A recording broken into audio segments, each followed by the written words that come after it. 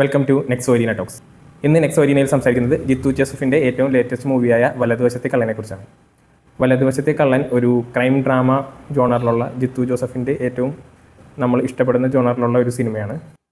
Biju മേനോൻ്റെയും Joju ജോർജിൻ്റെയും character തമ്മിലുള്ള ഒരു ഏറ്റുമുട്ടലുകളാണ്, അതായത് ബുദ്ധിപരമായ ഏറ്റുമുട്ടലുകളാണ് നമുക്ക് ഈ പടത്തിലെ ഏറ്റവും ഹൈലൈറ്റ് ആയിട്ടുള്ള സാധനം.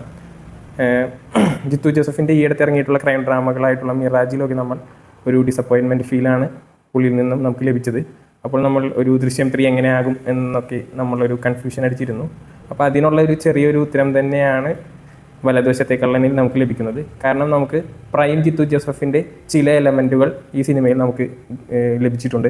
പ്രധാനമായും ഇൻ്റർവെല്ലിലുള്ള പോർഷൻ, അതിനുശേഷം പിന്നീട് നടക്കുന്ന ഒരു നെക്സ്റ്റ് 20-25 മിനിറ്റിലുള്ള കാര്യങ്ങളൊക്കെ എനിക്ക് പ്രൈം ജിത്തു ജോസഫിൻ്റെ എലമെൻറ്റ്സ് ആയിട്ട് തോന്നി. പക്ഷേ സിനിമ ഒരു പതിയെ താളത്തിൽ തുടങ്ങി സ്ഥിരം ജിത്തു ജോസഫ് എലമെൻറ്റുകളുള്ള ഒരു പടമായിട്ട് തന്നെ തുടങ്ങിയിട്ട് ഇൻ്റർവെല്ലിൽ ഒരു ഹൈ കൊളുത്തിവിട്ട് പിന്നീട് നമുക്കൊരു ക്രൈം ഹൈ ആയിട്ട് ജിത്തു ജോസഫിൻ്റെ ഒരു പ്രൈം എലമെൻറ്റുകളൊക്കെ കുറച്ച് ഗ്ലിംസായിട്ട് കാണിച്ചുകൊണ്ട് പിന്നീട് ഗ്രാഫ് താഴേക്ക് പോകുന്ന ഒരു സിനിമയായിട്ടാണ് എനിക്ക് വലതുവശത്തെ കള്ളൻ ഫീൽ ചെയ്തിട്ടുള്ളത്. എന്നാൽ ബിജു മേനോൻ്റെയും ജോജു ജോർജിൻ്റെയും താരങ്ങളുടെ മികച്ച പ്രകടനമൊക്കെ ഈ സിനിമയെ ലിഫ്റ്റ് ചെയ്യാൻ ശ്രമിക്കുന്നുണ്ടെങ്കിലും ക്ലൈമാക്സിനോടടുത്തുള്ള മെമ്മറീസ് കോപ്പി ചെയ്യാനുള്ള ജിത്തു ജോസഫിൻ്റെ ശ്രമങ്ങൾ പരാജയപ്പെടുന്നതാണ് നമ്മൾ കാണുന്നത്. പക്ഷേ ഇതൊന്നും നമുക്ക് ദൃശ്യം 3 എന്ന സിനിമയിലേക്ക് ആകർഷിക്കാൻ, അതായത് ദൃശ്യം 3 നമ്മളെ പ്രതീക്ഷിക്കുന്നതിനോട് നിരാശപ്പെടുത്തുന്ന കാര്യങ്ങളല്ല.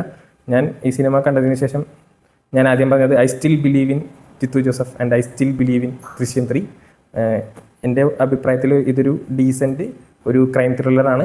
ഇതൊരു മോശപ്പെട്ട പടവുമല്ല, എന്നാൽ അതിമനോഹരമായിട്ടുള്ള പടവുമല്ല. നമ്മുടെ പ്രൈം ജിത്തു ജോസഫിൻ്റെ ചില എലമെൻറ്റുകൾ നമ്മളെ ഗ്ലിംസായിട്ട് കാണിച്ച് ദൃശ്യം 3യിലേക്ക് നമ്മളെ വീണ്ടും ആകർഷിപ്പിക്കുന്ന ഒരു സിനിമകളിൽ ഒന്ന് തന്നെയാണ് വലതുവശത്തെ കള്ളൻ. ഇത്രയുമാണ് ഈ സിനിമയെ പറ്റിയുള്ള എൻ്റെ ഒപ്പീനിയൻ.